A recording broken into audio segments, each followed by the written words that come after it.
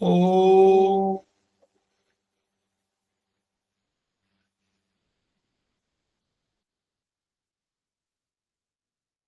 ओ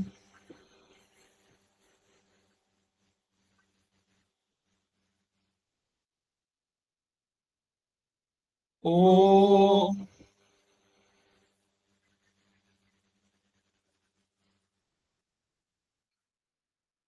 वह शक्ति हमें दो दयानिधि, मार्ग पर डट जाए, पर सेवा पर उपकार में हम निज जीवन सफल बना जाए। वह शक्ति हमें दो दयानिधि, कर्तव्य मार्ग पर डट जाए। हम दीन दुखी निबलों विकलों के सेवक बन संताप हरे, जो है बिछड़े भूले भटके उनको तारे खुद तर जाए। वह शक्ति हमें दो दयानिधि, कर्तव्य मार्ग पर डट जाए।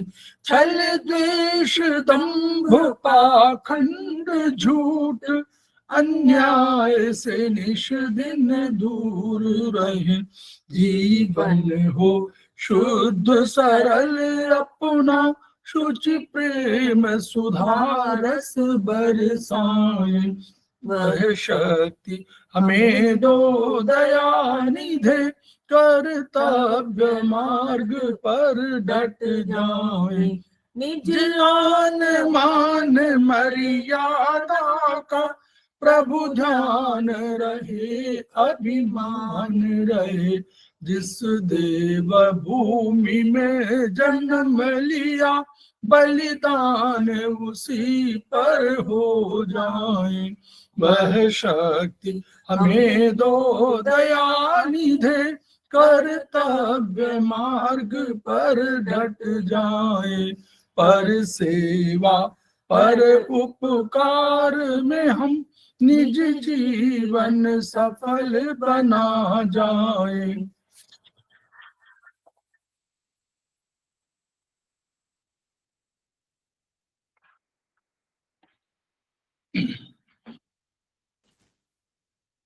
समवायिक क्लासेस में आप सभी का स्वागत है। हमारे बीच में श्रीमती वर्षा श्रीवास्तव, उपाध्यक्ष समवायी फाउंडेशन, उपस्थित है, उनका स्वागत है। हमारे बीच में अरुण कुमार पाठक जी उपस्थित हैं, उनका स्वागत है। हमारे बीच में रीता गांधी जी उपस्थित है, उनका स्वागत है। हमारे बीच में संजय सिन्हा जी उपस्थित है, उनका स्वागत है। हमारे बीच में ब्रजमोहन कुशवाहा जी उपस्थित है, जो समवायी फाउंडेशन के प्रमोटर हैं, उनका स्वागत है। हमारे बीच में सत्यवती कुकरेदी जी उपस्थित हैं, सीनियर थेरेपिस्ट है, उनका स्वागत है। हमारे बीच में कमल कुमार कपिल जी उपस्थित हैं, उनका स्वागत है। हमारे बीच में सुशील कुमार जी उपस्थित हैं, जो समवायी फाउंडेशन के प्रमोटर हैं, उनका स्वागत है। हमारे बीच में हो गया और अन्य अगर कोई उपस्थित है तो उनका स्वागत है। हम लोग समवायी फाउंडेशन के सदस्य हैं और हम लोग एक्यूप्रेशर शोध प्रशिक्षण एवं उपचार संस्थान प्रयागराज से संबद्ध हैं। वहां के मनीषी ब्रह्मलीन एमपी खेमका सर के हम ऋणी हैं, जिनकी वजह से संस्थान को और इस थेरेपी को ये ऊंचाई प्राप्त हुई है। संस्थान का एक मोटो है, each one reach one, each one treat one, each one teach one. उसी को वही अलख जो कभी खेमका सर ने 1995 में जगाई थी और जलाई थी, उसी अलख को आपके माध्यम से पूरे विश्व में फैलाने का हमारा सपना है। और हमें विश्वास है कि हम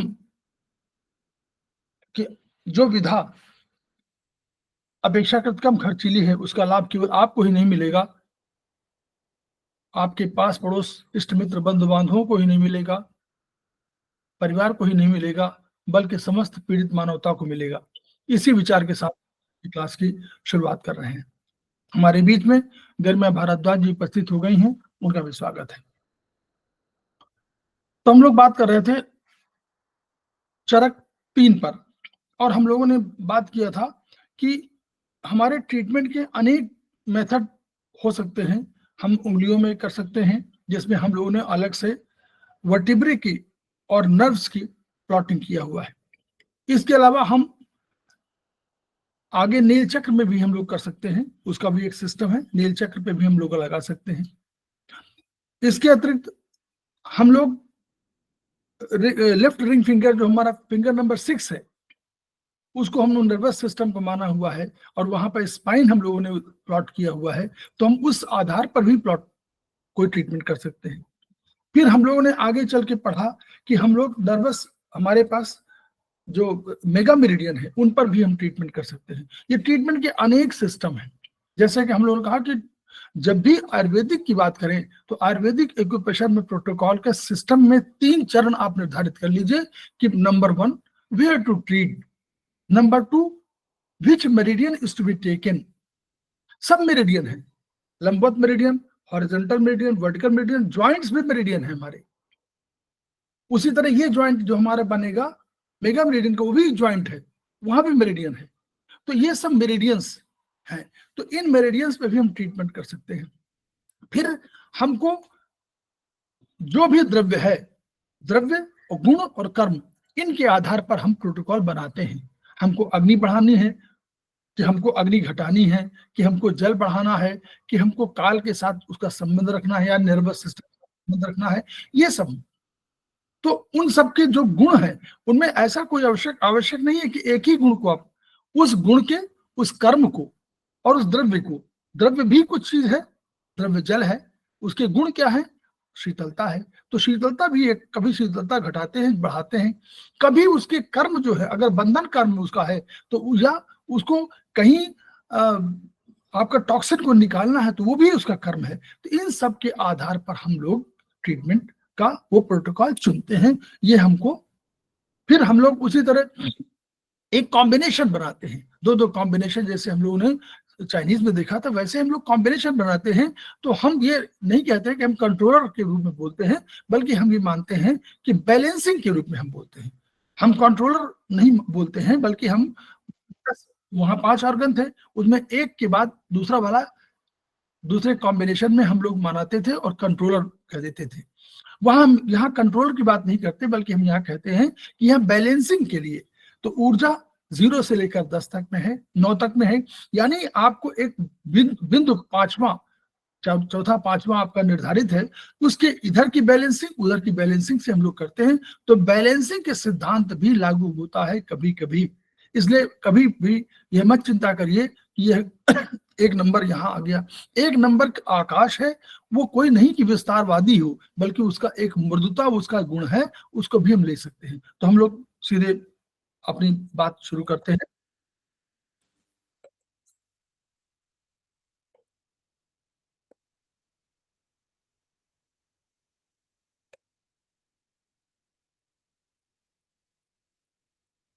ये सब क्या शुरू हो गया?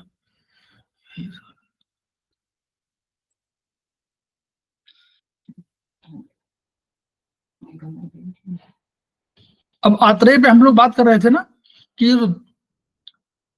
ये कंसेप्ट जो आया कि हमारे द्वैत का सिद्धांत था। हमने कहा था भारतीय दर्शन में कि तत्त्वमसि एक कंसेप्ट था, अहम ब्रह्मास्मि, मैं ब्रह्म हूं, यानी एक ही सत्ता थी पूरे संसार में, एक ही सत्ता पर हम लोगों ने कहा था। फिर हम लोगों ने कहा तत्त्वमसि, यानी हम लोगों ने 2 सत्ताओं की बात किया, एक मैं और एक तू। तो वैसे ही ये आप वैज्ञानिक दृष्टिकोण से आप देखिए, आपके पूरे शरीर में दो दो चीजों का कॉम्बिनेशन है। द्वैत का सिद्धांत वहां क्या था, सामान्य और विशेष का सिद्धांत भी द्वैत का सिद्धांत है, इन और यांग का सिद्धांत भी द्वैत का सिद्धांत है। तो उसी तरह हम लोगों ने देखा कि लगभग, देखिए,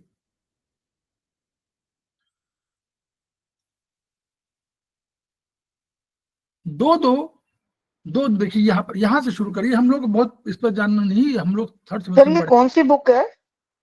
ये आत्रेय के, तो चैप्टर्स ले लिए, वो एक ही चैप्टर का दो चैप्टर का लिया हुआ है। ये बताना इसलिए है, ये कोर्स में नहीं है, लेकिन इसके ओके। ये मेगा मेरिडियन के कंसेप्ट के लिए है, इसलिए कंसेप्ट बता रहे हैं। थोड़ा सा बता दें तभी समझ पाएंगे आगे। कहा कि 2 शक्तियां हैं, 2 आंखें, 2 नाक के छेद, 2 गाल, 2 कान, 2 होठ, एक आंख की 2 पलक, दो जबड़े, दो कंधे, दो हाथ, दो अंगूठे, दो स्तन, दो फेफड़े, दो स्कैपुला, धड़ के दो भाग, वक्ष, उदर, दो गुर्दे, दो आंतें, दो छिद्र, दो कूल्हे की हड्डियां, दो पैर, दो घुटने, यानी ये सब कंसेप्ट था। ये मतलब मेगा मेरिडियन के लिए ये विचार के रूप में आया, और प्रोफेसर पार्कजेवु भी इसके प्रणेता है। ऐसा मत समझिए प्रोफेसर पार्कजेवु ने ट्राई ओरिजिन सिद्धांत दिया, लेकिन बेसिकली ये सब भारतीय दर्शन में था, उन्होंने इसको आत्मसात किया। तो इस आधार पर ये उनके कंसेप्ट में कहीं ना कहीं ये है, जिसके आधार पर हम लोगों ने कंसेप्ट लिया कि ये द्वैत का सिद्धांत मेगा मेरिडियन का सिद्धांत बन सकता है। यानी द्वैत में विशेष स्तर की ऊर्जाएं विद्यमान हैं, यानी दो ऊर्जाएं हैं, एक लेफ्ट की, एक राइट की। शरीर व मन, बॉडी और माइंड, ये तो दो है। आत्मा चेतना, आत्मा व चेतना है, सोल स्पिरिट इसको कंसेप्ट में, या आत्मा और मन कह दीजिए। एक आत्मा है, एक मन है, एक आत्मा है, एक शरीर है। ये सब द्वैत के रूप में हमारे थे। इन्हीं के आधार पर ये डेवलपमेंट हुआ कि द्वैत का सिद्धांत है, और इसी पे मेगा मेरिडियन कंसेप्ट शुरू हुआ कि जब हम लोग बात करते हैं ऊपर से ऊर्जाओं की, तो हमारी हर उंगली में 30-30 मेरिडियन है। वर्टिकल मेरिडियन, हॉरिजॉन्टल मेरिडियन और स्पाइरल मेरिडियन। तो ये मेरिडियंस जहां से गुजरती हैं शरीर में, तो अगर ब्रह्मांड से ऊर्जा यहां आई, प्रोफेसर पार्क ने कहा कि ब्रह्मांड की ऊर्जा नखों में आती है। ब्रह्मांड की ऊर्जा आगे पढ़ेंगे हम लोग, आगे उसको पढ़ाएंगे, उनके कंसेप्ट को अलग से बताएंगे। तो ये जो ब्रह्मांड की ऊर्जा है ये नखों में आती है। तो उन्होंने कहा कि अब आई ऊर्जा, अब इनमें मेरिडियन हमने कहा कंसेप्ट लिया। तो अगर मेरिडियन का कंसेप्ट यहाँ है तो ऊर्जा तो यहीं से जाएगी शरीर में। तो अगर शरीर में ऊर्जा जा रही है, तो अगर 30 इसमें है और 150 है, ये ऊर्जा यहीं से निकलती है। तो इस जगह का इंपॉर्टेंस, जैसे हम लोग मानते हैं कि जो बड़ा चौराहा होता है जहां पर 10 मार्ग होते हैं, तो हम कहते हैं वहां पर भीड़ अधिक जाती है, वहां पर गाड़ियां अधिक आती हैं, तो वहां सघन ऊर्जा का क्षेत्र हम लोग कह सकते हैं इसको। जो इसी तरह वेसल्स में बात कही थी, मेरिडियन और वेसल्स में अंतर था। वेसल्स में कम ऊर्जा और मेरिडियन में कम ऊर्जा, और वेसल्स में बड़ी ऊर्जा। वैसे ही हम लोगों ने कहा कि प्रोफेसर पार्क जी ने कहा कि ये जो 10 बिंदु हैं इन्होंने चिन्हित किए, इनको उन्होंने कहा कि ये ऊर्जा कलाई में प्राप्त होती है, ये चेतना के बड़े केंद्र हैं। देखिए ये this is the left mega meridian LMM, और उसको right MM, right mega meridian. ठीक, ये केवल समझाने के लिए है, ये कोर्स में नहीं है, लेकिन बताना है इसके आधार पर आपको। तो अब इस रूप में हम लोगों ने देखा कि आगे जब हम लोग इस पर ट्रीटमेंट करते तो एक उंगली में देखिए, एक जो कलाई में हम लोग 10 तो पॉइंट है, 5 सामने और 5 पीछे, तो 10 पॉइंट हो गए। इन 10 पॉइंट पे भी हम 10-10, एक मेरिडियन में 10-10 उसके पार्ट कर सकते हैं ना। एक 0-1 है, मान लीजिए 0 बीच में है, 1 इधर है, अंगूठे की तरफ है, तो 1 के भी हम 10 पार्ट कर सकते हैं। इसलिए और देखिए कितना हुआ पार्ट, माने और भी उसके पार्ट, क्षेत्रीय ट्रीटमेंट, तो हम उसके 10-10 बना सकते हैं। तो 10 में बनाने में, तो अगर हम गोला बना देंगे और चक्र बना देंगे और उसमें 10 होगा, तो आगे चल के आपको मालूम पड़ेगा कि 0 नीचे, ऊपर 9, और अंगूठे की तरफ 1 4 5 8, और दूसरी तरफ 2 3 6 9 7 9। एक ये ध्यान रखना कि 0 1 4 एक तरफ होगा, 0 1 4 5 8, और दूसरी तरफ 2 3 6 7 9 होगा। क्लियर? अब देखिए द्वैत का सिद्धांत, होमो क्षेत्र, होमो हेट्रो कंसेप्ट दिया था ना प्रोफेसर पार्क ने। तो हम लोग जान रहे थे कि होमो माने क्या है, जो इन है वो होमो है, वो यांग है वो हेट्रो है।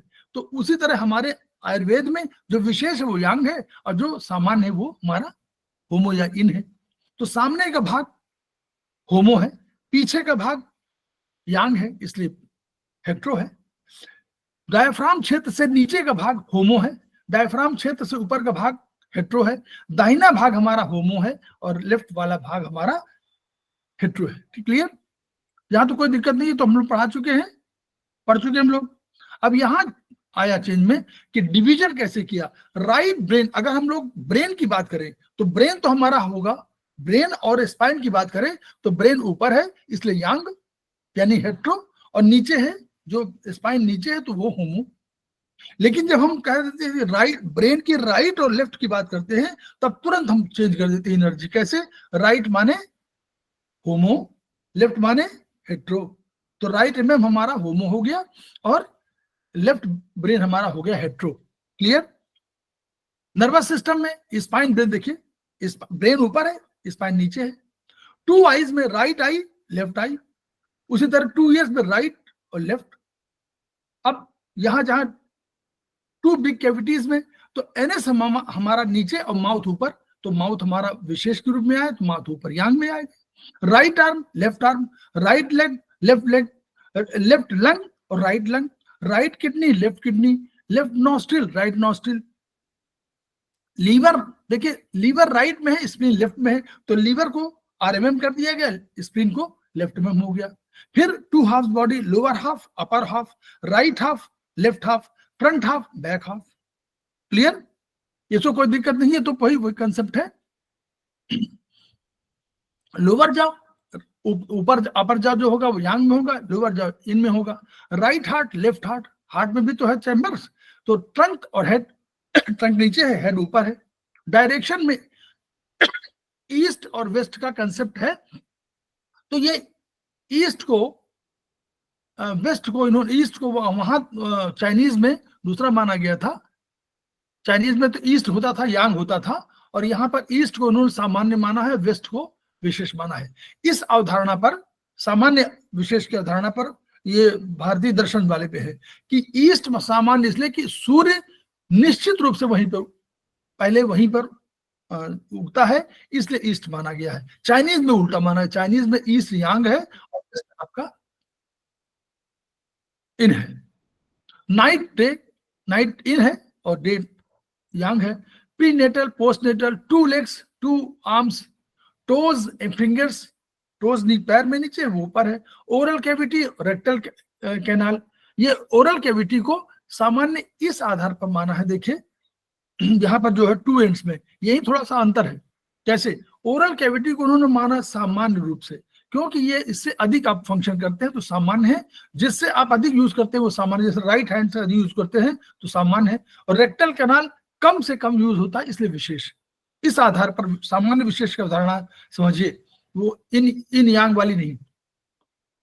लिम्फेटिक सिस्टम इन है, ब्लड सर्कुलेशन सिस्टम यांग है, अधिक एनर्जी वाला है, इसलिए यांग है। डाइजेस्टिव सिस्टम इन है, एक्सक्रीटरी सिस्टम विशेष है, क्योंकि डाइजेस्टिव सिस्टम नॉर्मली फंक्शन करता है, एक्सक्रीटरी कभी कभी।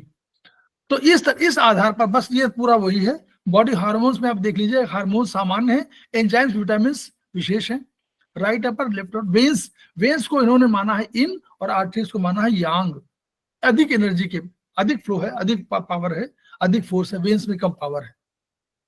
तो इस आधार पर इन्होंने पूरा का पूरा आरएमएम, लेफ्ट एमएम का, आरएमएम और लेफ्ट एमएम का कंसेप्ट दिया। ये कंसेप्ट बताना था आपको जरूरी। दिस इज द, देखिए जीरो बीच में, अंगूठे की तरफ 1-4, उसके दूसरी तरफ 2-3। अंगूठे की तरफ देखिए, हम लोग वही मानते थे ना नॉर्मल, अंगूठे की तरफ जो आएगा वो 1-4 आएगा और 2-3 उंगलियों की तरफ जाएगा। अब उसी तरह यहां भी आ गया, वही उल्टा जैसे आएगा। अगर इधर 2-3 जा रहा तो 6-7 इधर आ जाएगा। क्लियर? ये हम लोग यहां पर क्लियर हो गया सबको? बताइए, हाँ बोलिए। Yes sir.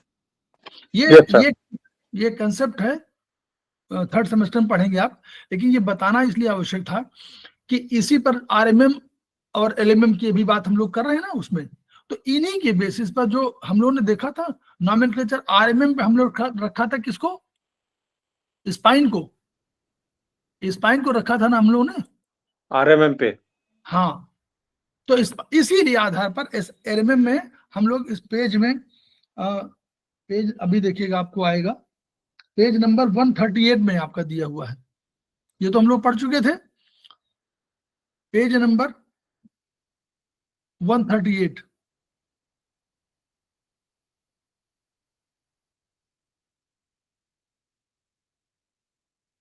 ये हम लोग पढ़ा, ये बात कर चुके हम लोग इस पर बात हो चुकी है ना स्लिप डिस्क पर। प्रोटोकॉल वही है ये, दिस इज नर्वस प्रोटोकॉल। हम लोग फिर नोट कर लीजिए आप लोग, नर्वस सिस्टम का प्रोटोकॉल 245 से रेट 37 टोन है, सर्कुलेशन का प्रोटोकॉल है 45 से रेट 36 टोन, और अगर दोनों को मिक्स करना हो तो प्रोटोकॉल बन जाएगा 245 से रेट 367 टोन। क्लियर? बोलिए, हाँ बोलिए। Yes sir, yes sir. तो जब भी कभी कम पेन हो किसी जगह पर, तो ये समझिए कि ये सर्कुलेशन का हो सकता है। अगर शूटिंग पेन हो तो ये नर्वस सिस्टम का हो सकता है। क्लियर? मंद दर्द, मंद माने धीमा दर्द हो, जिसको आप बोलते हैं मीठा मीठा दर्द है, ये सारे कंसेप्ट है सर्कुलेशन के। जब शूटिंग पेन हो, अनकंट्रोल्ड पेन हो, अनकंट्रोल्ड को बीमारी हो, तो this is related to spinal system. ये कहीं नोट किया आप लोगों ने? ये नोट कर लीजिए, बहुत काम आएगा ट्रीटमेंट में। अब जब कभी हम लोग दोनों नर्वस सिस्टम को और सर्कुलेशन सिस्टम के प्रोटोकॉल को जोड़ते हैं, तो हम लोग पाते हैं कि ये प्रोटोकॉल कैसे बन सकता है 245 से रेट 367 टोन। कल मैडम कोई पूछ रही थी ना कि हाथों में दर्द है, झंझनाहट है, ये कोई चीज है, तो ये सर्कुलेशन का भी हो सकता है ना। अगर मीठा मीठा दर्द है या हल्का दर्द है तो ये सर्कुलेशन का हो सकता है। तो आप 4-5 कर दीजिए, 4-5 से 3-6 टोन।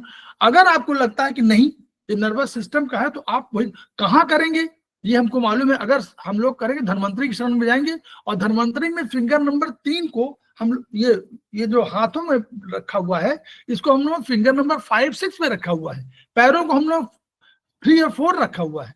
याद है सब लोगों को? Yes sir, yes sir. तो वहां 4-5 में कर दीजिए, वो 3-4 में, और हाथों में करना हो तो 5-6 में कर दीजिए। ठीक? तो ये प्रोटोकॉल बन रहा। अब आगे हम लोग चल रहे हैं, कुछ इसमें विशेष बीमारियों का है, तो आगे हम लोग चर्चा करेंगे, उस पर हम लोग पहले बात कर लेते, तो इसीलिए हमने बता दिए थे आपको ये। तो ये वाला जो है हम लोग इसी बात कर रहे थे ना। ये देखिए, इसमें उन्होंने कह दिया स्पाइनल नर्व का आरएमएम पे इस तरह, तो आरएमएम में भी आप कर सकते हो। उसी तरह सिस्टम वही है, जैसे 30 है हमारे पास, 30 हमारे वर्टिब्री बन गए, वो स्पाइनल बॉडी बन गई है 31 वाले में।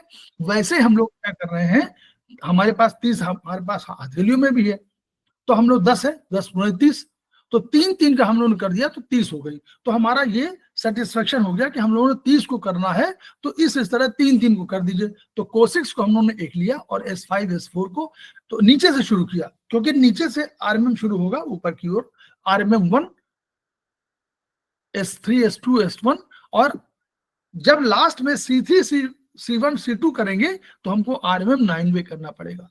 तो यानी सर्वाइकल का इलाज में करेंगे। इसमें हम लोग, इसका पुराना था कि इन पर आप संबंधित बिंदुओं पर 5 स्टार मैग्नेट वाला जो नहीं होता स्टार मैग्नेट, उसको लगा सकते हैं। तो यानी स्टार मैग्नेट इसलिए कहा गया है कि वर्चुअली हल्का सा पेन का होता है, तो पेन को ठीक करता है। आप इससे भी कर सकते हैं और ट्रीटमेंट कर सकते हैं आरएमएम में। आरएमएम सर क्लस्टर मैग्नेट जिसको बोलते हैं, जी सर क्लस्टर मैग्नेट बोलते हैं ना सर उसको, 5 Exactly. जिसमें लगा रहता है ब्लैक कलर वाला। क्लस्टर माने ग्रुप होता है, तो 4-5 होते हैं इसमें, 4-5 छोटे छोटे। आप इस क्लस्टर्स भी कर सकते हैं, और आप चाहें तो आप वही सिस्टम जो अभी बताया 245 रेट कैसे, उसी पर बना लीजिए। अगर आपका आरएमएम 9, तो 9 इधर आएगा। तो अगर आपने आरएमएम राइट में इधर किया ना, यहाँ पर आएगा। हम इधर बता रहे हैं, भूलिएगा नहीं, इधर हम लेफ्ट में बता रहे हैं। तो यहाँ जब आ गया तो आपने गोला बना लिया, और उसी में आप 245 उसी तरह कर लीजिए। इधर जा रहा है, तो अगर यहाँ होता तो कैसे होता, अंगूठे की तरफ, तो वैसे ही आपका एनर्जी 0 ऊपर 9, अंगूठे की तरफ 14 23 14 58, इधर 2367। अब बना लीजिए, तो आप उसमें भी ट्रीटमेंट कर सकते हैं। 2545 से 37 टोन ब्रांच ट्रीटमेंट कर सकते हैं आप इन्हीं सब में, और चाहे तो आप स्टार मैग्नेट लगा लीजिए। क्लियर? समझ में आया? बट सर एक चीज पूछे, बोलिए। यस जल्दी सर, एक पूछे। चीज पूछे सर। सर आप हम ये पूछो। पूछना चाह रहे थे कि क्लस्टर मैग्नेट को तो बैलेंस के लिए बोला जाता है ना, खाली ना तो वो एनर्जी को घटाती है ना बढ़ाती, खाली बैलेंस करके रखती है। हाँ कहते हैं, लेकिन ऐसा नहीं है। बैलेंसिंग का तो खैर नहीं है। आरएमएम वगैरह में क्या होगा, बैलेंसिंग क्या, वर्चुअली आरएमएम में कोई तो गड़बड़ी है, चाहे एक्यूट है चाहे क्रॉनिक है, तो अल्टीमेटली उसकी एनर्जी को, अगर एक्यूट दशा है तो ये आरएसएम, ये जो वाला क्लस्टर बहुत काबिल का है। और अगर केवल बैलेंस करना है तो आपको मटर लगाइए, चना लगाइए, केवल बैलेंस करना हो आपका ध्येय। लेकिन अगर एक्यूट डिजीज है तो एनर्जी बढ़ी होगी। ये नॉर्मली क्या करेगा, आप देखिएगा, टेस्ट करके देखिएगा, नॉर्मली सीडेट करता है। नॉर्मली सीडेशन का है इसका। आप इसको चेक करके देखिए ना, 2 मैग्नेट से, आपके पास दूसरा मैग्नेट होगा, उससे चेक करके देखिए, खुद ही मालूम हो जाएगा। हमेशा 2 पॉजिटिव एक दूसरे को दूर करते हैं, और हमेशा 2, एक पॉजिटिव एक नेगेटिव आकर्षित होते हैं। बस ये सिद्धांत है, ये सिद्धांत सबको मालूम है, फिजिक्स का सिद्धांत है। आप इसको करके देख लीजिए, खुद ही मालूम हो जाएगा। क्लियर? चले आगे। तो नॉर्मली अगर आपको केवल बैलेंसिंग करना हो तो मटर चना, अदरवाइज आप क्लस्टर को लगा करके एक्यूट में तो कामयाब होगा। अब देखिए, इसको पढ़िएगा। स्पाइनल तंत्रिकाओं के बिंदुओं पर उपचार स्वयं में त्रयात्मक है, ट्राइपॉटिक कंसेप्ट है। यह न केवल तंत्रिकाओं का उपचार है, अपितु मेरुदंड का संरचनात्मक उपचार भी है। यानी कोई संरचना की प्रॉब्लम हो तो भी ये उपचार है, नर्व का प्रॉब्लम हो तो भी है, वर्टिब्री की प्रॉब्लम है तो भी है। साथ ही साथ इन तंत्रिकाओं से संयोग रखने वाले सभी इंद्रियों और अवयवों का उपचार भी है। यानी इसमें करने से जो इनसे संबंधित है, इनसे संबंधित क्या होंगे, इनसे संबंधित 2 दृष्टिकोण है। अब देखिए यहाँ 2 दृष्टिकोण, ये आपको समझना चाहिए। अपने विस्तार दीजिए उसको, अभी बता रहे हैं। कोई भी तंत्रिका जो होगी वो नर्व भी होगी, सर, टिश्यू भी होगा। सर पेज नंबर क्या है? मैडम ये पेज नंबर, एक सेकंड, 139 होना चाहिए। 139 है। आत्रेय में? नहीं आत्रेय नहीं, ये अब आत्रेय कहा, ये तो चरक आ गया, चरक 3। आत्रेय तो हमने केवल 3-4 पेज पढ़ाए थे बस। Okay sir, thank you. तो ये उस तंत्रिकाओं से जो भी जहां इनर्वेट कर रही है उनका भी उपचार है। दूसरा, आप और अपने और दिशा दीजिए जो नहीं लिखा हुआ है। 1 नंबर क्या है, अगर 1 नंबर का उपचार कहीं कर रहे हैं तो 1 नंबर की जितनी चीजें होंगी उन पर भी उपचार हो रहा है।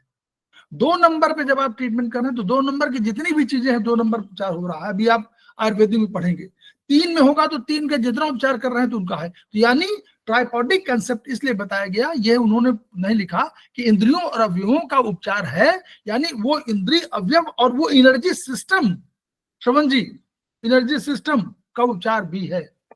Sir, 1 is energy system, 2 is energy system, 3 is energy system. तो अगर 3 पर हम कर रहे हैं तो केवल यही नहीं कि हमने 3 पर कर दिया यहां पर हो गया, बल्कि 3 में जितने भी आते हैं वो भी सब, 3 में बहुत चीज आ सकती हैं, उनका भी उपचार कहीं ना कहीं हो रहा है, जो समझ में आए या ना आए। क्लियर? आगे चलिए। अब यहाँ सिंपैथिक और पैरासिम्पैथिक का भी उन्होंने उल्लेख किया। हम लोगों ने पहले बता दिया है, सिंपैथिक नर्व वो हैं जो किसी घटना में सहानुभूति व्यक्त करने के लिए आपकी सहायता के लिए प्रस्तुत होती है, वो सिंपैथिक नर्व है। जो सामान्य दशाओं में अपना कार्य करती रहती है वो हमारी पैरासिम्पैथिक नर्व सिस्टम है। क्लियर? सामान्य भाषा में कह रहा हूं, इसको बहुत आप मत समझिएगा, ये अथॉरिटेटिवली उस तरह नहीं, बल्कि सामान्य है कि जो किसी घटना की सहानुभूति के लिए आपके पास कोई मित्र आए सहानुभूति करने के लिए, वो सिंपैथिक नर्व है। और जो सिंपैथी के लिए आ रहा है ना वो, और जो पैरासिम्पैथिक माने ठीक है आप सामान्य व्यवहार कर रहे हैं, कोई चिंता नहीं है, तो ये उसके ये इनर्वेशन एरिया है। अब उसका उदाहरण दिया उन्होंने, देखिए आगे उदाहरण दिया है, जो इसी बात कह रहे थे ना, उसी सेंटेंस का उदाहरण के लिए RMM 0 उपचार कोशिक्स में दर्द के लिए है, पेल्विक क्षेत्र के अवयवों का उपचार भी है। जो भी पेल्विक क्षेत्र में जो भी होगा उनका भी उपचार है, क्योंकि 0 है। कमर RMM 1 कमर दर्द के साथ जंघाओं के दर्द और आंतों के रोग का उपचार भी है, क्योंकि वहीं पर एरिया में है। RMM 2 कमर दर्द पैर दर्द के साथ आंतों का उपचार भी है। 3 कमर दर्द के साथ किडनी के रोगों का उपचार भी है। 4 पीठ के मध्य भाग के दर्द के साथ पाचन संबंधी रोग का उपचार भी है। 5वां पीठ के ऊपरी भाग में दर्द रोग और रक्त संगठन का भी उपचार है। और 6वां पीठ के ऊपरी भाग के साथ रक्त प्रवाह सर्कुलेटरी सिस्टम से संबंधित उपचार के लिए महत्वपूर्ण है। 7 इस बिंदु पर मात्र उंगली से दबाकर गर्दन, सर्वाइकल दर्द, स्पॉन्डिलाइटिस, स्लिप डिस्क, भुजाओं, कंधों, स्कंधों के रोगों में उपचार। और यही 8 और यही 9। 9 में क्या है? आंख, नाक, कान, चक्कर वगैरह जो आ रहा है तो वो उसमें आप RMM 9 में उपचार दे सकते हैं। क्लियर? ब्रांच ट्रीटमेंट लिख दिया इन्होंने।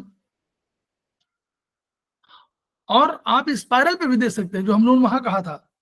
स्पाइरल हम लोग पहले बता चुके हैं ना, फिंगर नंबर 6 में, तो वो स्पाइरल पे भी दे सकते हैं और RMM में दे सकते हैं। ये उपचार के तरीके हैं, ठीक है।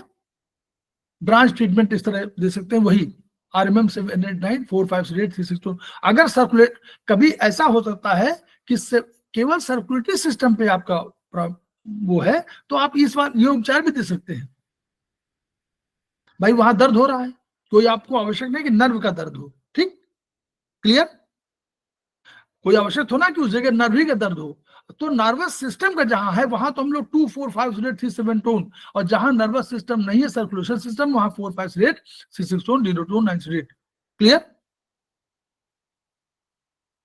ब्रांच ट्रीटमेंट का इन्होंने बताया हुआ है, ब्रांच ट्रीटमेंट का ये सिस्टम बताया हुआ है। उसी तरह नॉर्मल फ्लो की बात कर रहे हैं। अपोजिट फ्लो में उल्टा हो जाएगा, 0 ऊपर हो जाएगा, 9 नीचे हो जाएगा, और उसी सिस्टम वही है, 1 4 5 अंगूठे की तरफ, और ये 2 3 4 देखिए बना हुआ है अपोजिट फ्लो में।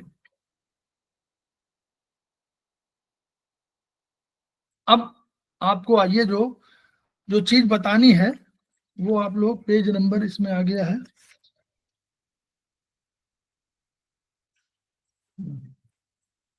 पेज नंबर 143 पर आपका आ गया।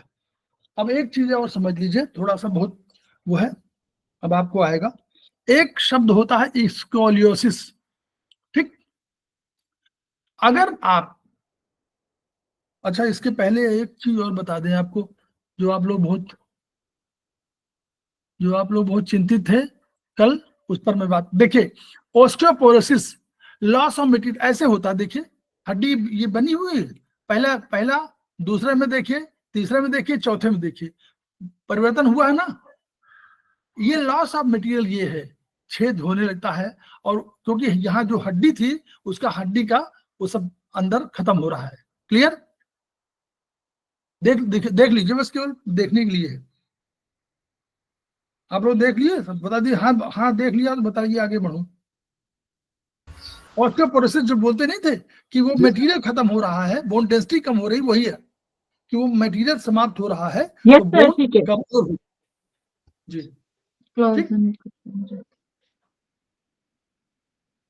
ये जो किताब है, ये आपका स्पाइनल किताब है, ये स्पाइन पे संबंधित एक किताब है संस्थान की, जो स्पाइन एनाटॉमी पर है। क्लियर? वो वॉल्यूम 1 कहलाती है, उस पर है वो किताब है।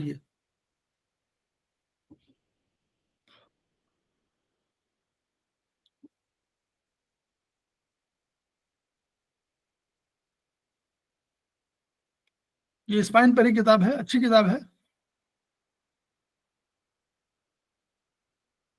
देखिए ये जो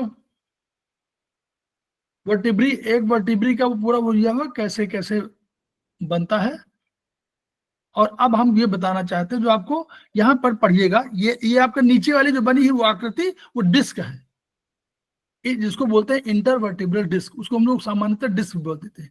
इसके बीच में देखिएगा लाल वाला दिखाई पड़ रहा है आप लोगों को? बोलिए दिखाई पड़ रहा है? बोलिए। तो उसमें क्या लिखा हुआ है? न्यूक्लियस पल्पोसस लिखा है। Yes sir. तो एक ये हो गया न्यूक्लियस पल्पोसस, बीच में सेंटर में जो है ये मटेरियल न्यूक्लियस पल्पोसस है, और बाहर जो है, जो बाहर कवरिंग है उसको एनुलस फाइब्रोसिस बोलते हैं, है ना, फाइबर्स है तो फाइब्रोसिस हो गया, एनुलस बाहर का है। तो एनुलर टीयर इसी पे हो जाती है। एनुलर टीयर कभी समझ में आएगा तो यही है कि एनुअल टीयर मतलब एनुलस टीयर, यानी ये टीयरिंग हो गई है। तो न्यूक्लियस पल्पोसस अंदर का है, एनुलस फाइब्रोसिस बाहर का है।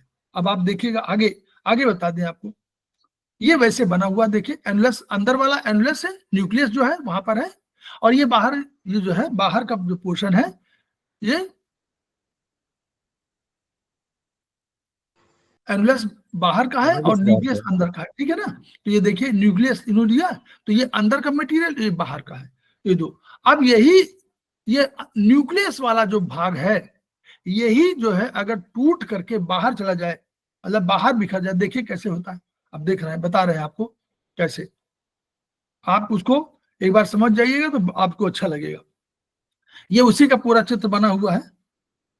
अब आप यहां देखिए, डिस्क हार्निएशन, यानी डिस्क में कोई प्रॉब्लम आ गई है, वो क्या है, कैसे होता है, इसकी कैटेगरी कितनी होती है, पहले देखिए। सब नाम, उनको नाम, 4 नाम है, उसको अलग अलग समझते हो चित्र से दिल समझ।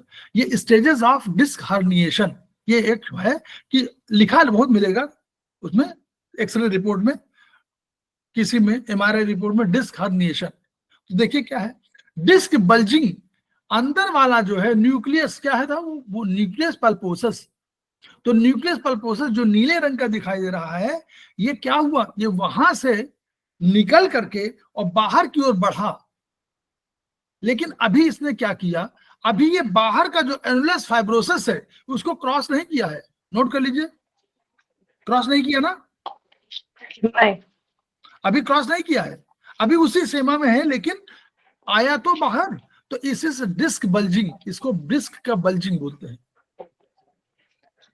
दूसरी कैटेगरी डिस्क प्रोट्रूजन में देखिए, इसमें क्या लिखा हुआ आगे दाहिनी तरफ वाली, डिस्क प्रोट्रूजन में क्या हुआ, डिस्क और बढ़ गई। देखिए यहां तो बाहर वाले जो एनुलस फाइब्रोसिस था उसमें कोई उसके शेप में कोई परिवर्तन नहीं हुआ था, अब उसमें शेप में परिवर्तन हो गया, एक तरफ थोड़ा सा बन गया, त्रिभुजाकार बन रहा ना,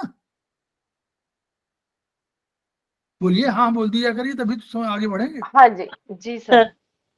बन रहा ना तिरछा, एक ट्रायंगल बन रहा ना, तो यानी ये थोड़ा सा डिशेप हो गई है, तो इसको बोलेंगे disc protrusion. Second category. Third category disc extrusion, इसमें क्या हुआ, वो अपनी बाहरी सीमा को क्रॉस कर गया, क्रॉस कर गया है ना, जी, तो डिस्क एक्सट्रूजन बोलेंगे। और चौथा है डिस्क सिक्वेस्ट्रेशन, क्या हो गया, ये जो अंदर वाला हमारा वो था एनुलस वाला था, वो न्यूक्लियस पल्पोसस, वो ब्रेक हो गया, ये टुकड़ा। अब देखिए ये बाहर निकल आएगा तो कोई जो इसके बगल से कोई नर्व जा रही होगी उसको दबाएगा कि नहीं दबाएगा, जी हाँ सर, दबाएगा। और अगर टूट जाएगा तो नेचुरली ये फिर कहीं कहीं वहीं आसपास ही रहेगा ना, जी हाँ वो भी सर। प्रभावित करेगा। ये इसका अर्थ है कि डिस्क सिक्वेस्ट्रेशन। तो ये 4 कंडीशन है जो आपको डिस्क संबंध में आती है, तो इसको हम लोग बोलते हैं, ये प्रभावित होती है। इसकी वजह से हम लोग 2, 4, 5 सेडेट, 3, 6, 7 टोन कर देते हैं, कि ये भी तो कारण हो सकता है दर्द का। सर तो ये लिक्विड फॉर्म में होगा कि हार्ड होगा, ये जो ब्लू दिख रहा है सर? ये semi liquid, semi liquid, semi liquid बाहर निकलेगा तो हार्ड हो जाएगा। अपनी जगह पे जो चीज है वो तो है, लेकिन बाहर जब निकलेगा तो वो हार्डनिंग हो जाएगी ना, तभी तो वो ब्रेक हो जाएगा। तो हार्डनिंग हो गया, ब्रेक हो गया, तो ब्रेक हो गया, कहीं दबाएगा, किसी को दबाएगा, तो जब भी नर्व को दबाएगा पेन होगा। सर ये डिस्क प्रोट्रूजन और डिस्क एक्सट्रूजन, इसमें जो चेंज नजर एक आ रहा है कि वो ब्लू वाला हिस्सा जो परफोसा वो तो बाहर गया है, और इसमें प्रोट्रूजन में वो बोनी वाला हिस्सा भी ने भी शेप चेंज किया है। हाँ बोनी नहीं, बोनी ये बोन है ही नहीं, ये कार्टिलेज है पूरी।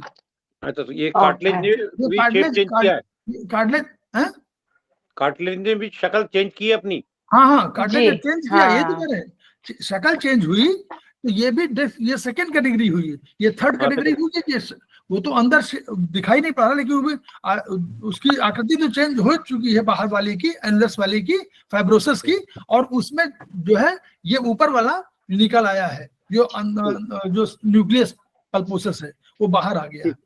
ठीक है, ये बताना था आपको। अब हम लोग आगे अपने अपने चैप्टर में आ जाते हैं पुराने। ये स्कॉलिस समझिए, अगर आप अपनी हड्डी को, कोई आपके हड्डी को देखे, इसका स्पाइन को, तो एक अगर साइड से देखेगा तो वो यूं करके यूं आएगी, दिखाई पड़ेगी ना। साइड से हम लोग देखा था, अब चित्र नहीं दिखा रहे हैं, साइड में हम लोग देखा था तो इस तरह की थी ना, किस जो घुमावदार एस के आकार, डबल एस के आकार की। ठीक, अगर पीछे से आप देखें, जैसे आप पीछे आप चल रहे हो, अब कोई पीछे से आपको देख रहा है तो आपकी हड्डी हमेशा यूं दिखाई पड़ेगी। बोलिए, सीधी। Yes sir. हाँ सीधी जी। लाइन। तो ये नॉर्मल आपकी स्पाइन है। ये नॉर्मल स्पाइन पीछे से देखने में आपको बिल्कुल ऐसे सीधी स्ट्रेट दिखाई पड़ेगी, ऊपर से नीचे एक बिल्कुल आकार में। साइड से देखेंगे तो यूं करके दिखाई पड़ेगी, लेकिन सामने से पीछे देखेंगे तो आपको देखेगी। तो ये आपको ये सामान, ये कोई नहीं। अब मान लीजिए कोई पीछे से जब देखें तो वो बाएं और दाएं घूमी हो। देखिए, पीछे से देखने पे आपको एक तरफ टिल्टिंग हो, एक तरफ यूं करके यूं आई हो, तो क्या होगा? इसको बोलेंगे स्क्लियोसिस, स्कॉलियोसिस। ठीक है, अगर पीछे से देखने पर रीढ़ की हड्डी के आकार में परिवर्तन हुआ, अगर वो एस टाइप की अब मिल जाए तो उसको हम लोग बोलेंगे स्कॉलियोसिस। इसमें क्या होगा देखिए, इसमें इसके समझ लीजिए, ये इस तो इसके जो गुण धर्म समझ लीजिए कि इसमें क्या लक्षण होंगे। इसमें क्या होगा, वो 2-3 तरह की होती हैं, तो ये हम नहीं उसमें नहीं बता पा रहे हैं। उसमें है, इसमें सिर शरीर के मध्य भाग में नहीं रहेगा। इसमें सिर जो है शरीर के मध्य भाग में नहीं रहेगा, इधर एक तरफ का घुमा होगा, एक तरफ का ऐसे कुछ होगा। ठीक, क्योंकि हड्डी आकार यूं करके चेंज कर दी ना, तो एक तरफ होगा, एक तरफ को झुका होगा। इसमें एक कंधा ऊंचा होगा और एक कंधा नीचे रहेगा, क्योंकि यही तो आपको वो दे रही है। लेकिन ये अगर यूं हो गई तो आपका कंधा झुक जाएगा। अगर रोगी को सीधे एनाटॉमिकल पोजीशन में, सीधे ऐसे कहा कि खड़े हो जाइए, ठीक है, यानी हाथ साइड में लटका करके खड़ा हो जाए, तो दो हाथों व ट्रंक के बीच गैप दोनों तरफ बराबर नहीं होगा। एक तरफ अधिक होगा, एक तरफ जो गैप होता नहीं, ट्रंक में आपके जो कमर है, कमर में हाथ वहीं पहुंचेगा, तो कमर के आसपास जब आप देखेंगे तो गैप एक तरफ अधिक होगा और एक तरफ कम होगा स्कॉलियोसिस में। एक शोल्डर ब्लेड उठा हुआ होगा पीछे की तरफ, पीछे से दिखेगा, और एक प्रोमिनेंट होगा। ये शोल्डर ब्लेड जो है पीछे वाले, जो पखवाड़ा जिसको बोलते हैं, ये एक तरफ आपको प्रोमिनेंट दिखाई पड़ेगा, ऊपर है ऐसे नीचे, ऊपर नीचे दिखाई पड़ेगा। एक हिप जिधर का शोल्डर ब्लेड उठा हुआ है उसके विपरीत मोर प्रोमिनेंट होगा, अधिक, एक जो है हिप अधिक प्रोमिनेंट होगा। जिधर होगा इधर, तो इधर वाला, अगर लेफ्ट में शोल्डर ब्लेड में उठा हुआ है तो राइट वाला जो है वो प्रोमिनेंट हो जाएगा। और स्पाइन पीछे से सी एस के आकार की होगी, ये उसका है। अब हम लोग इसको पहले समझ लें हम लोग, फिर हम लोग ट्रीटमेंट सबको बताते हैं। ठीक है, अलग अलग कि भी बताते चल, बात को पहले बता दें, पहले कुछ 2 बीमारियों को बता दें, फिर हम बताते हैं। अभी सबका ट्रीटमेंट बताएंगे। अब इसका देखिए, इसको बता ही दें। चलिए, इसमें सामान्य उपचार क्या है? लेफ्ट आरएफ समझ रहे हैं? लेफ्ट आरएफ समझ रहे हैं? क्यों? सिस्टम के ज्वाइंट में क्यों हम लोग कहा?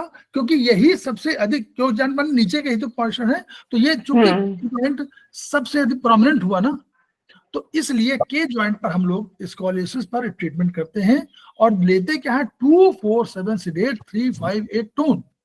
अब उसका क्या क्यों दृष्टिकोण क्या है ये आपको बता रहे हैं, क्यों दृष्टिकोण है ये देखिए, यही लिखा हुआ है। 2 माने वायु का गुण है। वायु का गुण एक है खरता गुण, खर है ना, तो खरता माने टेढ़ापन, खरते से अर्थ टेढ़ापन से भी है। तो हड्डी आपकी स्पाइन टेढ़ी हुई है, इसलिए उसको घटाना है। अगर हड्डी टेढ़ी हुई है इसका मतलब कि कहीं 4 एलिमेंट प्रोमिनेंट था, मृदता कहीं, मृदा माने मृदु है जल और जल है, शीतलता भी है और मृदता भी है, तो कहीं मृदता भारी पड़ी है 4 पर, मृदता बढ़ गई है, तभी तो अपनी ऐसे चेंज हो गया, नहीं तो क्यों चेंज होता, हड्डी है चेंज नहीं होती, तो 4 हो गई। 7 ने क्या किया है, 7 दिशा के रूप में, कि इस दोनों के प्रभाव में दिशा ने अपना विकराल रूप धारण कर लिया और उसको 2, 4, तो उसको हम लोग तीनों को देखिए, दिशा इन दोनों द्रव्यों की प्रबलता के कारण समवाय रूप धारण कर लेती है, यानी दोनों साथ मिल जाती है और उसका आपका डायरेक्शन चेंज कर लेती है। तो इनको हम लोगों ने कम कर दिया, 2, 4, 7 सीडेट कर दिया। अब उधर क्या कर रहा हूँ, उल्टा क्या कर रहा हूँ, उधर क्या करें, अब किसको बढ़ावें किसको घटावें। हम लोगों ने बढ़ाया, किसको बढ़ाया है, हम लोगों ने 5 को बढ़ाया। पहले 5 को, 5 माने हड्डी को जो मुलायम थी, जो मृदता थी, उसको हमने स्थिरता दिया, 5वां कठोरता दिया। पृथ्वी पार्थिव कठोर है ना, यस सर। तो कठोरता दिया, तो 5 नंबर हमने टोन कर दिया। फिर 3 हमने टोन किया। हमने 3 को एक और गुण बताया था, आप लोग अगर मालूम हो उदाहरणों के माध्यम से, 3 का गुण केवल अग्नि नहीं है, 3 का गुण केवल क्षमता नहीं है, एक और गुण था बताया था, परिष्कार, परिमार्जन। हाँ नहीं, परिमार्जन था, मैंने यार और चीज बताया था कि 3 को हम कभी कभी परिवर्तन सर, हाँ परिवर्तन नहीं, आप, मैं इसीलिए उदाहरण देता हूं ताकि आप उदाहरण याद रखें। आपके घर में लेडीज है मान लीजिए, इनको मालूम हुआ कि सास आ रही है, मदर इन लॉ आ रही है। अब मदर इन लॉ आने के बाद अब देखा कि घर बड़ा वैसा पड़ा हुआ है, ड्राइंग रूम में कुर्सियां पड़ी हुई हैं 4 और सोफा इधर से उधर है और वो है। अब तुरंत पहले सब ठीक करने जुट गए, पहले बिल्कुल सोफा भी ठीक हो जाए, वो भी ठीक हो जाए, चादर भी ठीक हो जाए और गद्दे भी ठीक हो जाए, रखवा दीजिए, ताकि जो है आप बाहर से जो मेहमान आ रहे हैं और वो भी मदर इन लॉ आ रही है। भारतीय सभ्यता में मदर इन लॉ का थोड़ा प्रभाव अधिक है। तो अब सब व्यवस्थित करने में जुट गए, तो ये जो व्यवस्था हो रही है ये 3 की हो रही है, 3 की वजह से हो रही है। तो 3 अग्नि है, परिष्कार करती है, सब कुछ करती है, उसमें व्यवस्थित भी करती है, लेकिन ये व्यवस्था वाला जो गुण है वो अग्नि का भी गुण है। तो इसलिए 3 ने व्यवस्थित किया है चीजों को, ठीक हो जाए, ठीक है। और 8 क्या है, 8 हम लोग जानते हैं, 8 तो बहुत जानते हैं, 8 क्या है, 8 मन है, क्रियाशील है, क्रियाशील, करता भले ना कहा, लेकिन काम तो वही करता है, उसके अलावा कोई काम नहीं करता। आत्मा काम नहीं करती, चुपचाप बैठी रहती, करता भले कही जाती हो, ठीक है। तो 8, इसलिए 3, 5, 8 को हम लोग टोन करेंगे तो हमारा ये उपचार ठीक हो सकता है, ठीक, क्लियर। आगे चलें। अब वैशेषिक वाला वही है, बोथ IF ऑल जॉइंट में कर दीजिए, बोथ थंब ऑल जॉइंट में कर लीजिए, तो वो सब है, लेकिन प्रोटोकॉल यही है। सर किसी चीज को शेप में लाने के लिए मृदुता भी तो जरूरी है, कड़ा रहेगा तो शेप में कैसे आएगा। अरे मृदता, हड्डी को मृदता नहीं चाहिए, एक परसेंटेज में मृदता चाहिए, नहीं तो हड्डी टूट जाएगी। यही लेडीज में होता है, हार्मोनल डिसबैलेंस की वजह से उनको क्षण अधिक भंगुर हो जाती है, ब्रिटल हो जाती है, ठीक है। तो इसीलिए बोलते नहीं कि आप बोन डेंसिटी टेस्ट कराइए, सबका कराइए कि सबका कम मिलेगा। अच्छा सर, और एक द्रव्य को दोनों में नहीं ले सकते, टोन भी सीडेट भी। अच्छा तो क्या करेंगे बताइए, इससे होगा क्या, आप बताओ। जैसे सर उसका लिए 4 टोन भी कर दें और सीडेट भी, तो क्या होगा, तो दोनों एनर्जी तो एक बार आपने देखा होगा राम रावण युद्ध देखा था। जी सर देखा है। तो उसमें एक तीर जाता था यूं और दूसरा तीर आता था यूं और दोनों गायब हो जाते थे, एनर्जी खत्म। तो आपने न दिया न लिया, तो करने क्या फायदा, ऐसे न करते तो भी वही रहता। एक एनर्जी बढ़ा रहे हैं, एक एनर्जी घटा रहे हैं, तो क्या होगा, जीरो एनर्जी। जीरो हो जाएंगे। जी सर। जी ठीक है ना, हाँ, आ गया सर। आ गया, हाँ ठीक, आना चाहिए, आना चाहिए।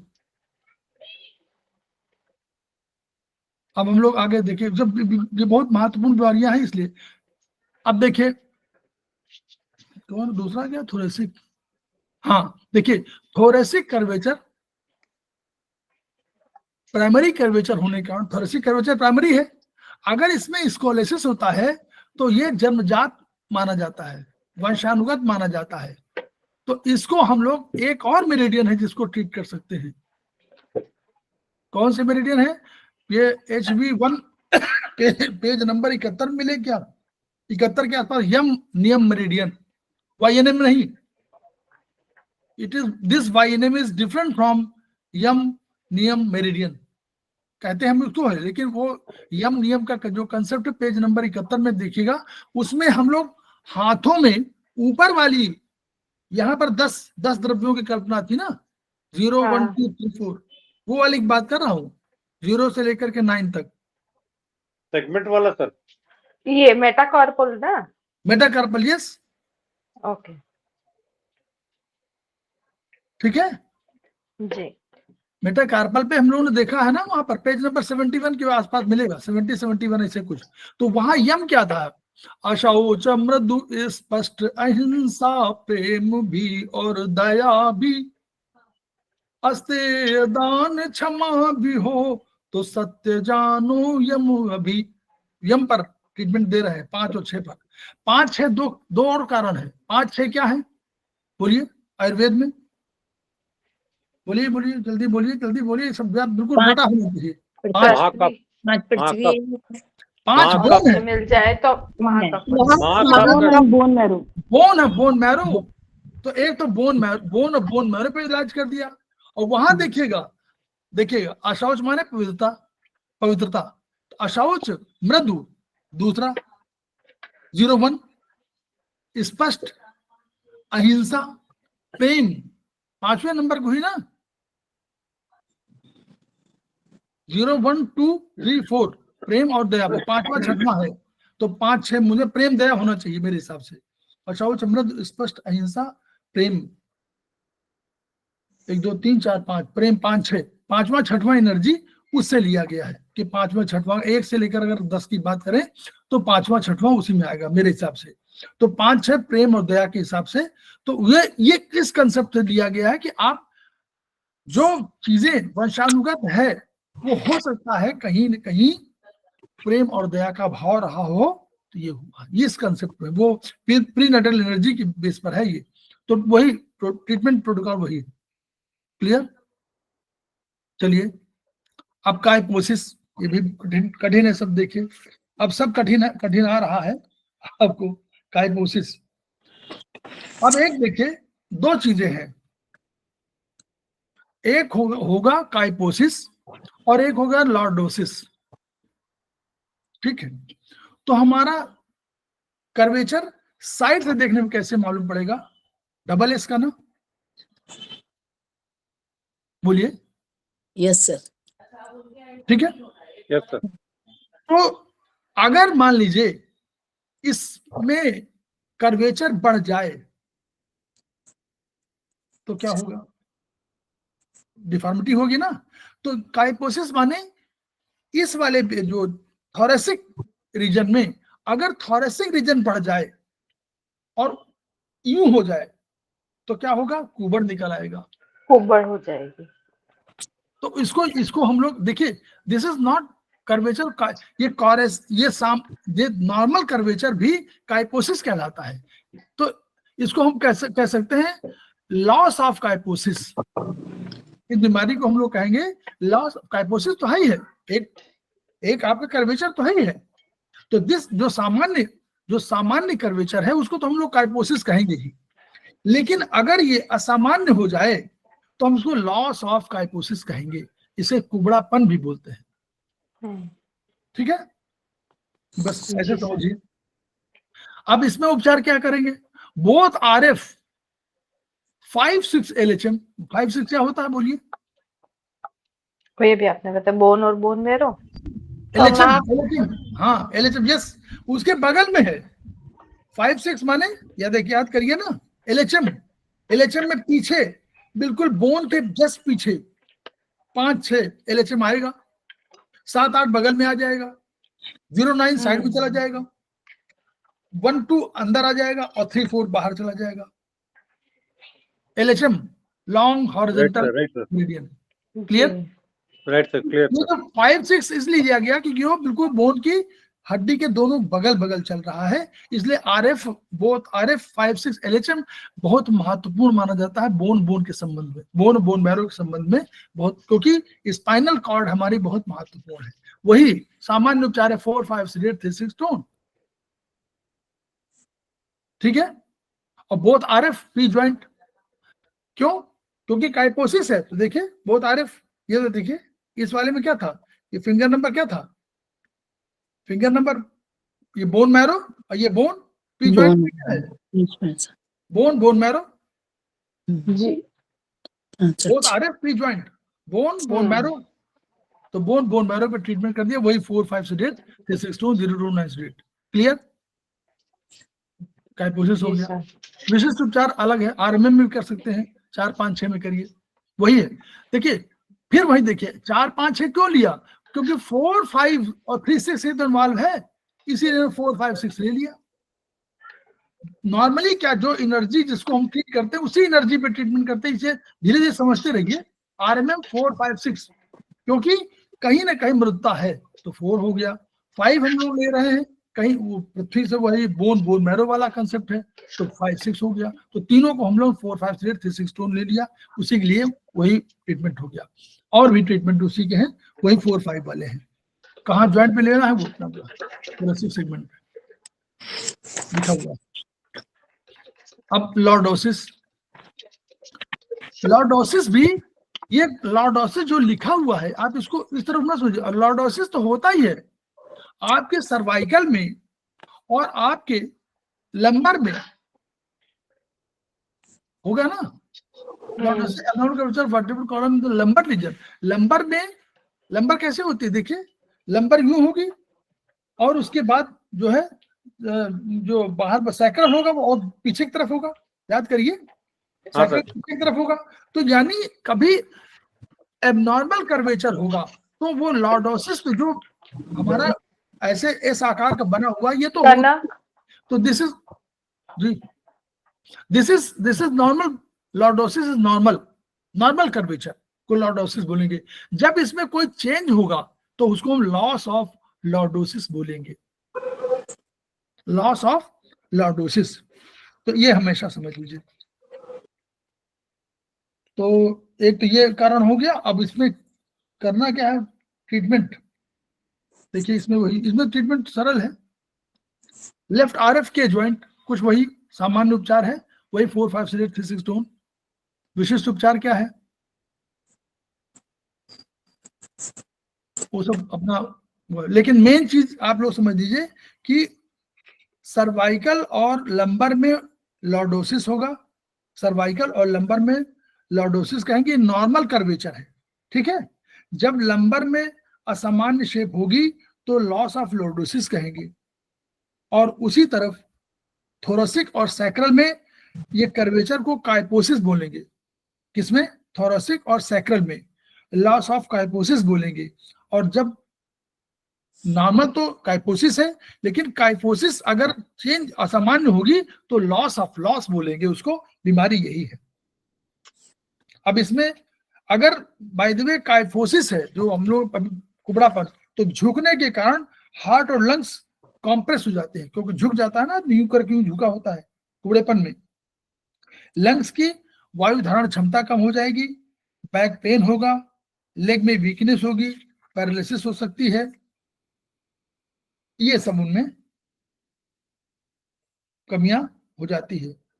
और एक और भी है, चलिए इसको हो गया, ये हो गया, बचा कौन सा, लॉर्डोसिस भी हम लोगों ने बता दिया।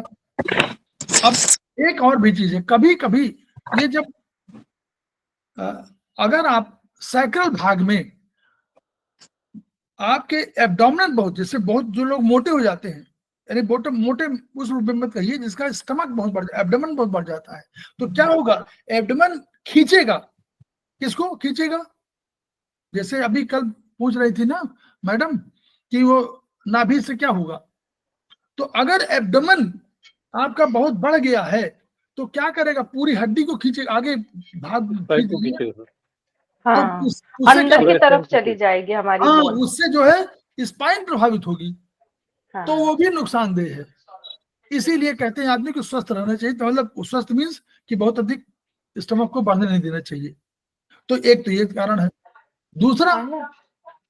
दूसरा अगर पीछे की तरफ बढ़ गया, बटक्स बहुत बढ़ गए, तो भी क्या होगा, तो एब्डोमेन के पीछे खींचेगा ना, सारे जो ऑर्गन एब्डोमेन के, एसआई है, एलआई है, अब ऊपर का जो है स्टमक है, स्प्लीन है, ये पीछे की तरफ खींचेगा।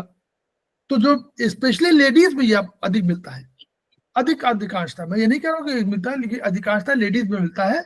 जो पीछे का सैकल भाग में बटक बढ़ जाएंगे तो उससे प्रॉब्लम आएगी और आपको इंडाइजेशन, ये सब चीजें उसे जो भी इस एब्डोमेन से जुड़ी हुई चीजें हैं वो होंगी। इसलिए हम लोग उसको कहते हैं कि थोड़ा सा बैलेंस करके रखना चाहिए। सर जिसमें कमर बिल्कुल झुक जाती है वो कौन सी स्थिति होती है सर, जिसमें लेडीज बिल्कुल ही बैंड होके झुक जाती है?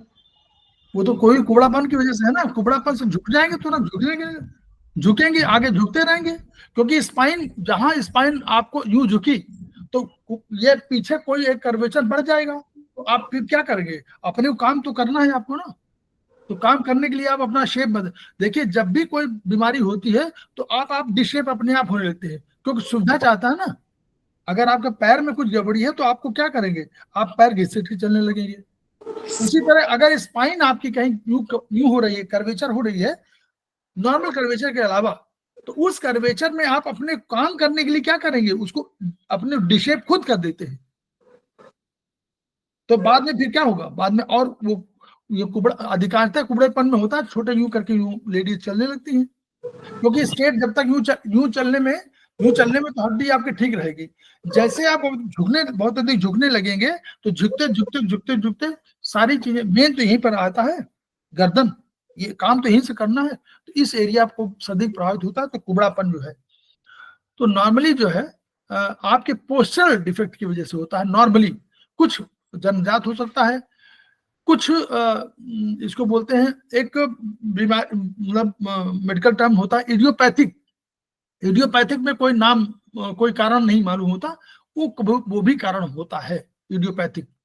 जैसे हम लोग बोलते हैं ना कि पेरेक्शा ऑफ अननोन ओरिजिन, पेरेक्शा माने बुखार, ऑफ अननोन ओरिजिन, यानी किसी ओरिजिन क्या मालूम है नहीं मालूम, बट पेरेक्शा इज देयर, मतलब बुखार आ रहा है, तो उसको डॉक्टर लिख देते हैं पेरेक्शा, आप लोग समझ नहीं पाते वो लिख देते हैं pyrexia of unknown origin, pyrexia of unknown origin, PUO लिख देते हैं। अब उसको लोग समझ ही नहीं पाते क्या है, उसमें लिखा रहता है कि पेरेक्शा ऑफ अननोन ओरिजिन, उनको समझ ही नहीं आया 5 दिन कि क्या बीमारी, बुखार क्यों आ रहा है, तो लिख दिया उन्होंने POU, pyrexia of unknown origin, PUO। अब हम लोग उसी तरह इडियोपैथिक लिख दिया कि इडियोपैथिक माने कारण किस लिए हुआ ये नहीं जानते। अब 2 चीजें और बीच में आती हैं, कभी कभी वर्टिब्री जो है एक दूसरे के ऊपर चढ़ जाती है, ठीक है, जैसे वर्टिब्री है, बीच वाले अगर डिस्क खत्म हो जाए तो क्या होगा, ये बीच में डिस्क है, यूं बोलिए, ऐसे देखिए, बीच में डिस्क है, यहाँ पर खाली स्पेस में डिस्क है, अब डिस्क पतली हो गई, टियर हो गई, खत्म हो गई, तो ये जुड़ जाएगी। तो ये क्या होता है कि आगे पीछे यूं जुड़ गई मान लीजिए, तो क्या होगा, स्पाइन जो सीधे यूं के यूं एक के ऊपर यूं होना चाहिए ना, यूं बिल्कुल उसी के ऊपर, ऐसे अगर चेंज हो गई तो यूं हो गई, तो या तो आगे झुक जाएगी या पीछे झुक जाएगी, तो इसी को लंबराइजेशन और सैक्रलाइजेशन कहते हैं। लंबर 5 और सैक्रम के मिलने को सैक्रलाइजेशन कहते हैं। सैक्रलाइजेशन ऑफ, क्योंकि सैक्रम से मिली है, लंबर 5 सैक्रल से मिल गई है तो सैक्रलाइजेशन है, सैक्रम और, 1 और S1 अगर लंबर से मिल गए तो लंबराइजेशन है। इसका इलाज भी आपको दिया हुआ है। ये है, इसमें देखिए बोथ MF V ज्वाइंट 2 4 6 7 9 लंबा मोर और सारी एनर्जी,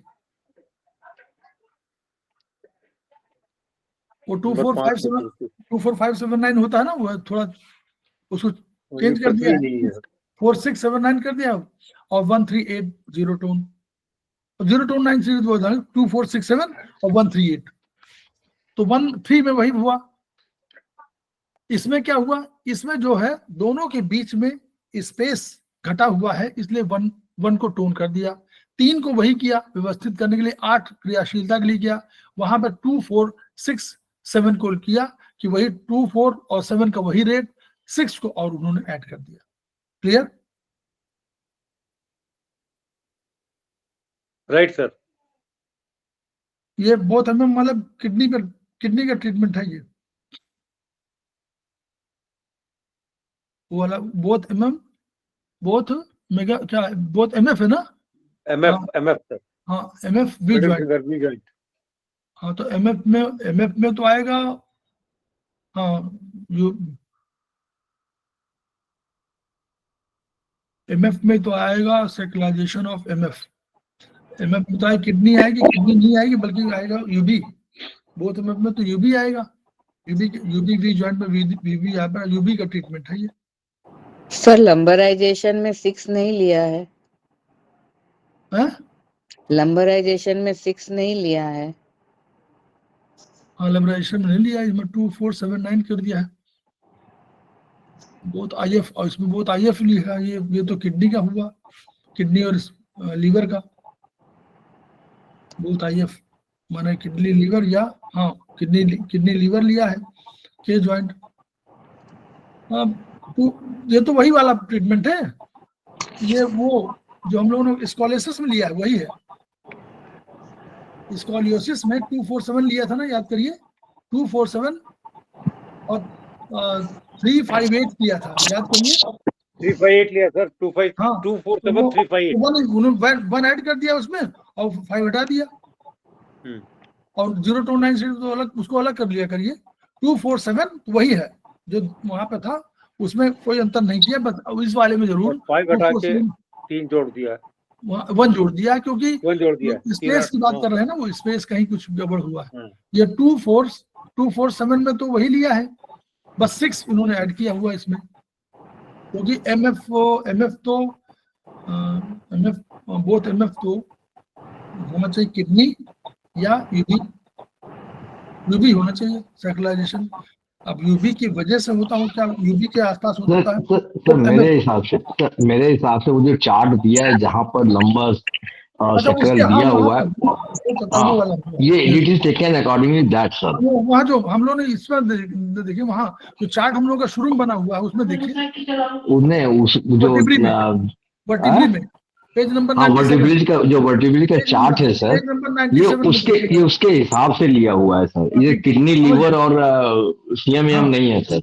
नहीं है, ये नहीं है, बल्कि वहाँ पर है, जो वहाँ पर प्लॉटिंग किया है उसके उस पर देखिए, वहाँ पर उसके हिसाब से। अब जैसे ये था बोथ IF K ज्वाइंट लिया हुआ है, वहाँ पे यदि आप देखें तो आपको वो वर्टिब्रिज का ज्वाइंट मिलेगा सर। तो इस तरह जो है हम लोग का ये आज जो है ये चैप्टर मोर और लेस खत्म हो गया कि नहीं? ये जो चरक 3 का चैप्टर था वो मोर और लेस समाप्त हो गया जी। तो अब हम लोग जो है यहाँ चैप्टर हम लोग समाप्त कर रहे हैं, यानी हम लोग का आयुर्वेदिक भी समाप्त हो गया, चाइनीज समाप्त था ही, BHB समाप्त था, और हम लोग का सेकंड सेमेस्टर का पूरा हो गया। अब हम लोग थोड़ा सा कुछ क्वेश्चंस पे चर्चा करेंगे और फिर अभी मिलते हैं। तो तब तक के लिए हम लोग खेमका सर को पुनः याद करेंगे और उनके सिद्धांतों को याद करेंगे, उनकी जो धारणा थी, जो उनका संकल्प था, उस संकल्प को याद करेंगे और उस भावना को याद करेंगे जिसकी वजह से वो पूरे विश्व में अपनी थेरेपी को फैलाना चाहते थे, और इसीलिए उन्होंने नारा दिया था each one reach one, each one teach one, each one teach one. इन्हीं शब्दों के साथ हम लोग विराम देते हैं। 5 मिनट का विराम है, फिर हम लोग मिलते हैं।